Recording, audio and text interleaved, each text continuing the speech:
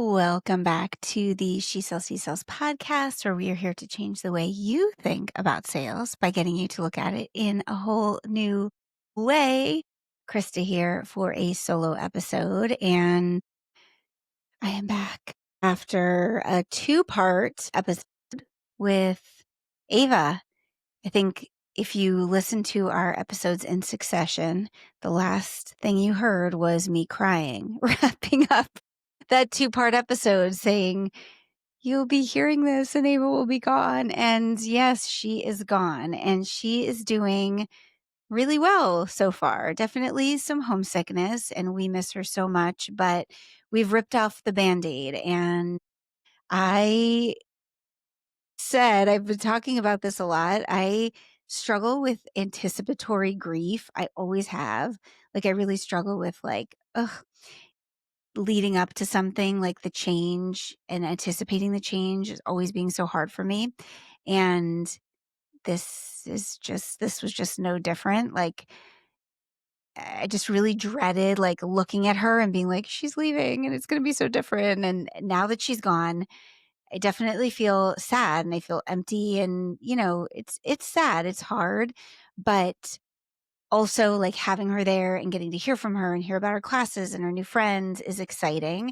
And I feel like we can like count down to when we see her again and we can just get in our groove of what's going on without her and just try to find the new normal has definitely been a little bit easier than having her here and looking at her and knowing like she's leaving, at least for me. So this episode isn't about that, but it kind of is about that because when we came home from dropping her off, I had a lot of feelings and I decided to write about those feelings. And that writing ended up turning into a post that has really resonated with a lot of people. And that's what this episode is about. Why this like raw in the moment content is going to do far better for you than batched, pre-planned sort of content these days. And so I do want to, our next episode with Brian, I do want to kind of recap the leaving her there, the play-by-play, if you care. I know you're like, well, Krista, this is a sales podcast. But as we say, sales skills are life skills. And it's a sales podcast, but it's also kind of a lifestyle podcast. So we will recap that. But what I will say is coming home for me, like, it was very hard. Coming home to the house was very, very hard. And that was probably leaving was really hard. And then walking into the empty house without her here was really, really hard. And like knowing she's not going to be here and she's not coming back here, that was really, really difficult. And I drove most of the way home because Brian had to get on a bunch of work calls. And so as I was driving, like I had nothing to distract me because, typically Brian drives and I do work on my phone, scroll my phone, disassociate on my phone. So it was just Brian was working, so I couldn't put even the music on. Emmy and Bennett, I think, were like sleeping and disassociating on devices themselves. And so it was really just quiet. And I was just thinking a lot. And I feel like I started kind of like writing thoughts in my head. And then we came into the house and it was really sad for me. Like I saw her car and we walked into the house and I just like I'm going to not get emotional as I'm talking, but I saw the kitchen table and I was like, she won't be at the kitchen table. The last time we were at the kitchen table, she was there. I really, I'm not going to get emotional. I really like, that was emotional. And then we sat down, we unpacked, like I needed to like stay in motion. So I stayed in motion and then we sat down on the couch and I opened up my phone and I opened up the notes app and I just started writing on my notes app. And Bennett was next to me and Bennett was like, Mom, what are you doing? And I was like, just don't look. I just want to write. And I wrote in my notes app and I pretty much spent 20 minutes writing in my notes app and then I closed it. And that was on a Thursday night. And I didn't open it back up until Saturday. And I want to read to you what I wrote and let's see if I can get through that without crying because what I wrote ended up being a piece of content. And that really is going to frame what this episode is all about. And so I tell you this because I wrote it. I had, it was a 5-hour drive home from Syracuse. And so Syracuse. We're still trying to figure out the local way to say it. But it was a 5-hour drive back home. And so I had the time for those thoughts to marinate, but they were real raw thoughts. There was no AI involved. There was no, let me look at what other people are saying about this. This was just like my real raw thoughts. So let me read to you what I wrote. And I'm going to award myself a gold star if I can read it without tearing it. Can I do it? I have faith in myself. So this is what I wrote. Healthy birds leave the nest. Give your children roots and wings. It's a privilege to watch them soar. And a few dozen more platitudes about sending your kid off to college have been swirling through my head over the past week. Some have been posted on Instagram. Others have been texted to me. Even others I've sought out in an effort to make sense of the dull ache inside my soul. My head knows that all of this is true. This is what is supposed to happen, if your kid aspires to it, of course, and if they're lucky enough to get it all to come together. But right now, my heart rejects any of this conventional wisdom. Right now, I feel gutted, like an ice cream scoop went and dug out a part of my heart, and in its place is a big, gaping hole. It feels silly to type that, embarrassing even. I know that there are moms who wish their kid was well enough to go live on their own. Moms who wish their kid was still here on this earth to experience letting them fly in this way. This is a privilege. Why can't I just be happy and revel in the joy and pride I have for her without letting this sense of sorrow creep in? Why can't I be one of those moms who say, yes, more time for me, or one kid down, two more to go? But I'm not that mom. And I know I'm not alone because when I sat in the bleachers of the Dome during new student convocation and listened to the chancellor say that he too was a parent who sent a kid off to college and that he too knew intimately what we were feeling in that moment, I could hear a lot of sniffles. And when I turned my head and looked down the row I was sitting in, I saw 3 moms and 2 dads with tears running down their face, one of those dads being my own husband. I'm convinced we don't talk about this enough. You have your baby and they tell you that now you know what it feels like to have your heart walking around outside your body. But for 18 years, your heart has been just down the hall, right under the same roof. Yeah, sure, it gained independence along the way, getting on the bus for kindergarten, getting dropped off at rehearsals and practices, even driving a car. But your heart isn't meant to beat hundreds of miles away in a small dorm room while you pull into your driveway and see their car there without them in it. Your heart isn't meant to beat in a dining hall with subpar food while you look at the empty spot at your kitchen table. And it most certainly isn't meant to beat late at night on the streets of a college town while you lie in bed obsessively checking its location on your iPhone. But yet it does. And while it beats outside your body, this time very far away, you also feel awe. You feel awe that the tiny baby that used to be attached to you, that used to need you for every little thing, is somehow surviving, maybe even thriving on its own. And then you feel guilty for feeling sad because isn't that amazing and fantastic and something to be celebrated? But yet denying the ache in your soul and pretending that everything is okay feels like a betrayal of the last 18 years, of all you've shared together. So I guess we have to let ourselves feel both. Heartbroken and excited, empty and elated, nostalgic and hopeful, grieving and grateful. So yes, healthy birds leave the nest and the mama birds are proud, but yet they wish they were still there. Both can be true at the same time. High five, no tears. I've read that enough that I feel like I'm kind of immune to the feelings behind it. But I sat and I wrote that. And I wrote it on Thursday night. And honestly, it was not really overly edited. And I think I went back and I maybe looked at it again on Friday. And I didn't know if I would share it publicly. I thought maybe I would, but I didn't know for sure. It felt really personal. I was a little bit nervous to put it out there because it felt so personal. Also because I'm really acutely aware of how selfish it is to be sad about this because I do know people who have lost children and I think what they would give to be sad that their kid is going to college. And so I really I don't know, I just feel really selfish about the feelings and like silly and, as I said, silly, embarrassed.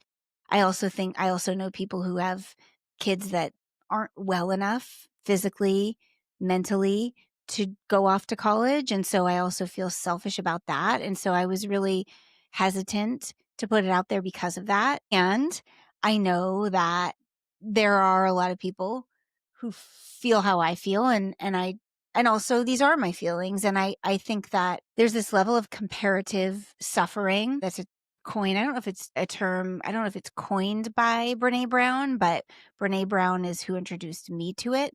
It's the idea of like we downplay our own suffering because we feel like it doesn't compare to other people's. So this is a perfect example of it. Like, well, I feel bad that I feel sad because my sadness isn't as bad as somebody else's sadness, so I'll downplay my sadness. But in reality, if I would acknowledge my own sadness, it actually makes me more empathetic to someone else's sadness, if that makes sense. So ultimately, I decided to share it. So what I did was I shared it in 3 different ways on 3 different platforms. So I actually set up my camera and I read it just as I did to you, but I videoed myself reading it to the camera and I put it on TikTok. I did that first. I did that on Saturday morning and I kind of tested it there. TikTok for me feels very low stakes. I feel like there's not a lot of people I know that follow me on TikTok. So I feel like kind of anonymous there. So I feel like, okay, well, if I post it there, like nobody I really know follows me, so I don't feel as scared. So I posted over on TikTok and it didn't blow up there by any means, but I started getting some really nice, thoughtful comments of like, wow, this is exactly how I feel. That is always a sign to me of like, okay, yes, I am on the right track with this. It's resonating with people. Good content makes people feel seen. It builds identity. It makes people say, yes, me too. Or it makes people say, no, not me. It's building identity or it's building a non-identity.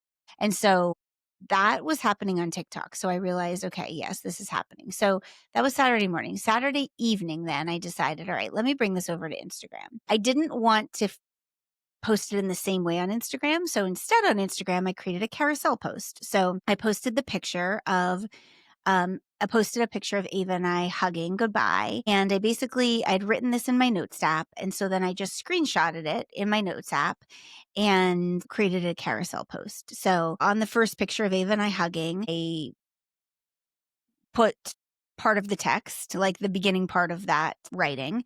And then over the next few slides was the rest of the writing. You can go to my Instagram and see how that looks. And then right at the same time, I put it over on Facebook. But on Facebook, the platform is not really set up for carousel posts in that way. So instead, I just posted the picture of Ava and I and long form in the caption wrote, like pasted in the text. On Facebook, I did make it public, but it really was just basically my friends. It did, fine over there.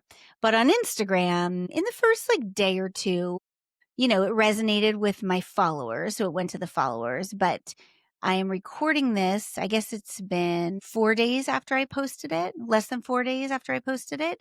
And it has really taken off. When I post something, I do it more as like like let me just see. Let me just see what'll happen. I'm just curious. You never know what's going to work, but it's done really well. So pulling up my insights right now. It has 2.6K likes, 152 comments. I have not commented back on any of those yet. I do intend to. I just haven't.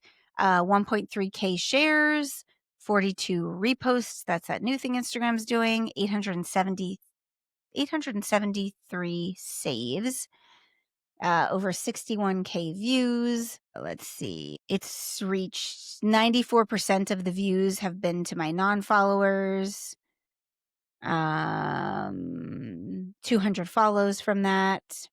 So yeah, it has definitely been seen a lot. Probably the coolest thing that's happened is Ellen Hildebrand, who is a famous author. She's written, I don't know what her most famous book is, but she's written like a lot of great beach reads. Like, and in fact, let me look her up while I'm on here because guys, when she liked my post. 28 Summers was probably the one that you would know. I think she's one of her things have just been made into a movie or a TV show. Ooh, The 5-Star Weekend is coming. Did she write The Perfect Family maybe? I don't know, but like we've all read a bunch of her books. She liked my post. I was like, guys, a author liked my writing. That was so cool. So yes, I saved that. I screenshotted it and I saved it. The Perfect Couple is what she wrote. The Perfect Couple, yeah. And that had Nicole Kidman in it. I mean, it's so cool. So it somehow reached her. I thought that was amazing. And but here's the other thing that I want to tell you. So besides me tooting my own horn, that Ellen Hildebrand liked my thing. So some of the comments, thank you for articulating this for all of us. Let me go to some of my other ones that I've saved for you. Thank you for articulating for all this. 100% yes to all of this. I just sent my firstborn off to her second year away. I will not sleep well until she's back home. You summed it up perfectly. My heart is beating 230 miles away. I dropped my twins off at school this week. This entirely encompasses exactly how I am feeling. Another one. This is perfect. And somebody else said, bravo. I know you read, edited, reread, edited until this post was perfect. I didn't, but thank you for thinking that I did. And it is, thank you. Somebody else said, all of this, the tug ache is so strong. The pride and sadness live together. Thanks for sharing. Somebody else said, thank you for these words. I keep thinking, how on earth did we get here already? Somebody said, so beautiful. I still miss my baby. You know, somebody else said, you hit the nail on the head here. Somebody else said, I feel this to my core. So it's resonating with people. And there's a few naysayers, right? So the stuff that I was worried about, there are some of those comments. Somebody said, I wish people also talked more about the guilty feelings other moms have for not feeling this way. My oldest left for college this year. The last few have been challenging, so we both felt relief to have the distance.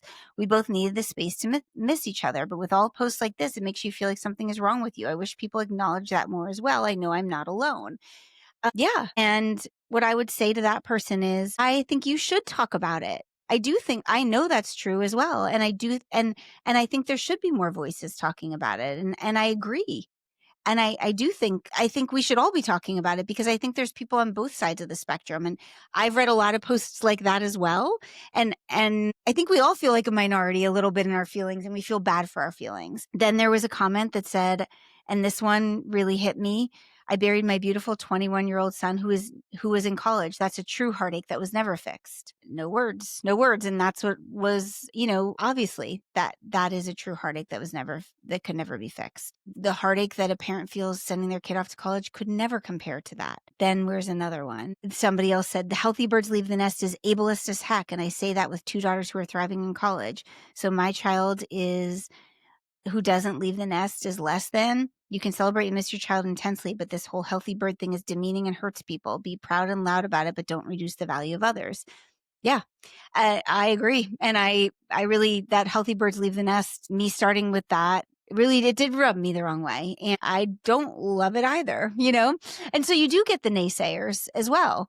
So anyway, I share that with you because what me sharing that post reminds me of is that the best content that we are going to create comes from the heart. It does not come from the head.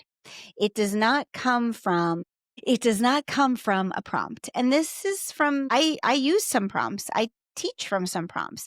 Sometimes we need the prompts. Sometimes we don't have a creative stroke of genius. Sometimes we don't have the words pouring out of us. And that's okay sometimes. Sometimes something is better than nothing. However, it shouldn't always come from that. You do have heart-centered words. You do have feelings. You do have thoughts. You can tap into that. But we lose it because we lead with the head all the time. We lead with the many layers of masks that we wear all the time. And when we do that, we stay in this vanilla world and we lose this ability for true connection. And I know this is the She Sells, He Sells podcast. And you might be thinking, well, what the heck does this have to do with me selling my product or service? And I get it. We need to sell, we need to make money. And the way that people connect with our product is by connecting with us. That is a fact. Look at what big brands are doing. They are trying to become more human. They are. Why does Duolingo have the green owl that's trying to pretend it's a person? And why are they using that on their socials? Why aren't they hiding behind all this corporate jargon and corporate images? Why are they why do they have, a Clorox talking in the comments like it's a person, not a big brand? Because big brands are trying to be more human.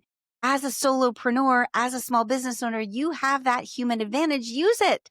Don't try to be like a big brand hiding behind AI prompts, hiding behind this very vanilla type of content. Be a human. Speak from the heart.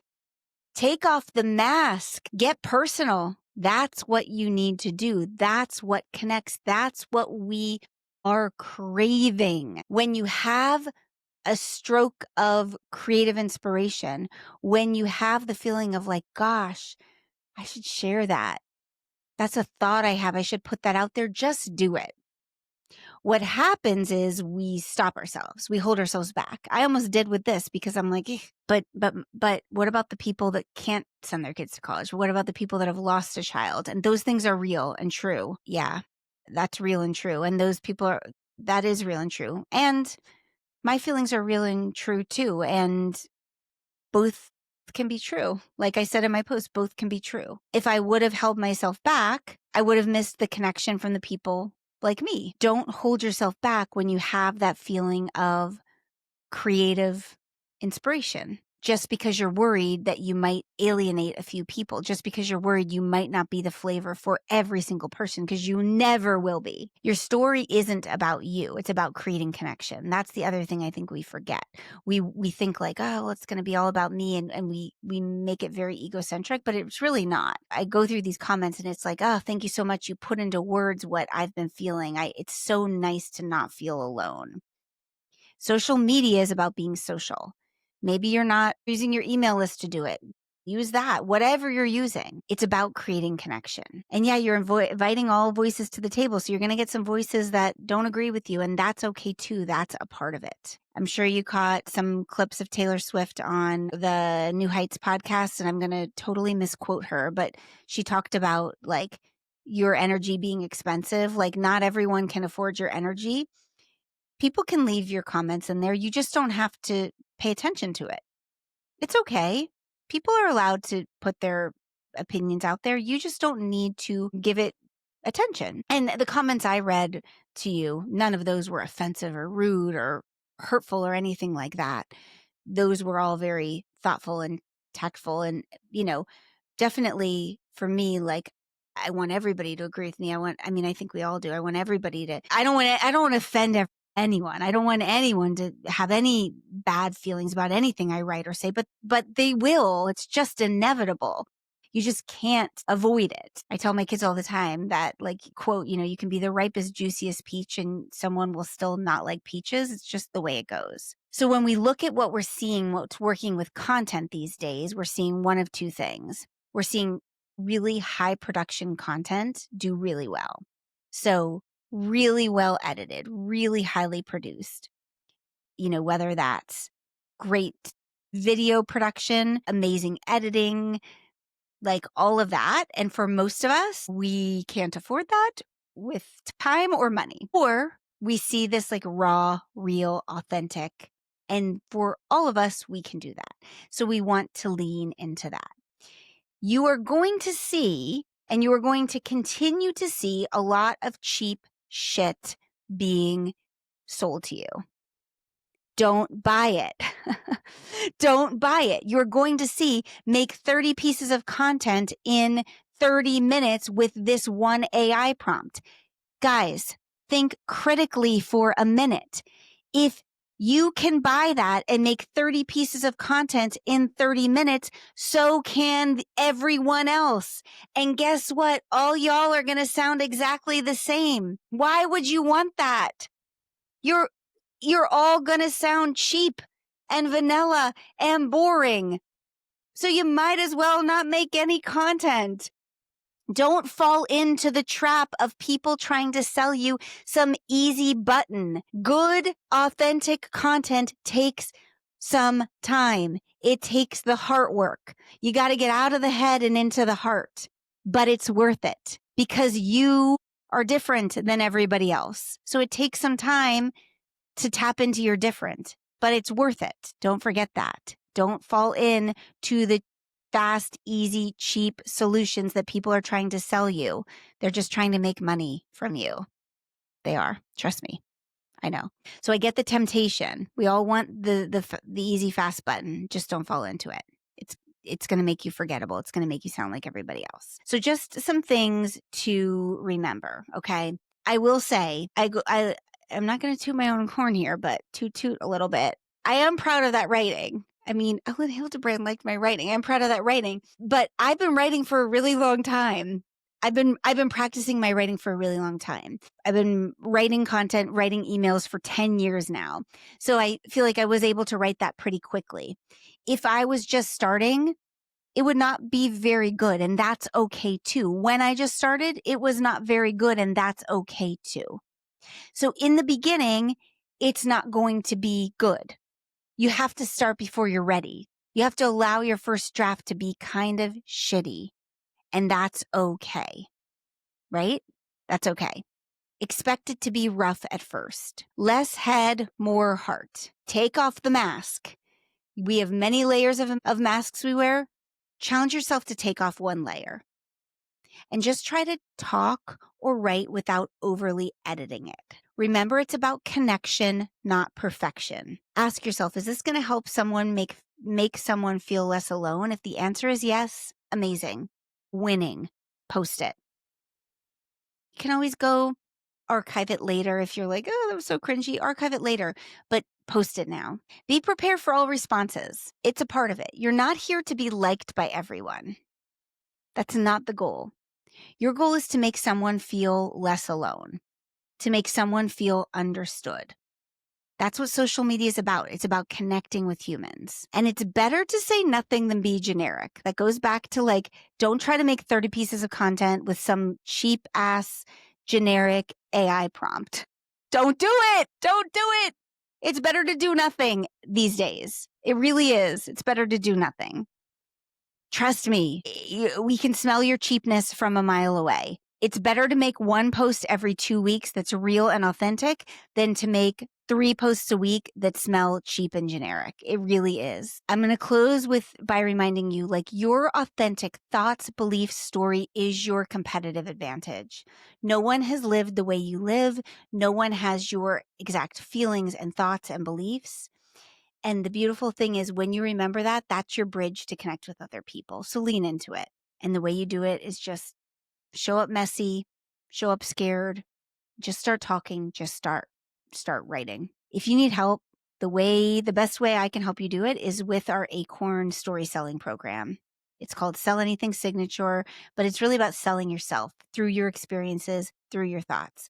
I'm going to link that in the show notes here. We do use AI to help you get there faster, but it's AI with your stories, with your experiences. It's not AI like 30 minutes to get 30 pieces of content. It's not that.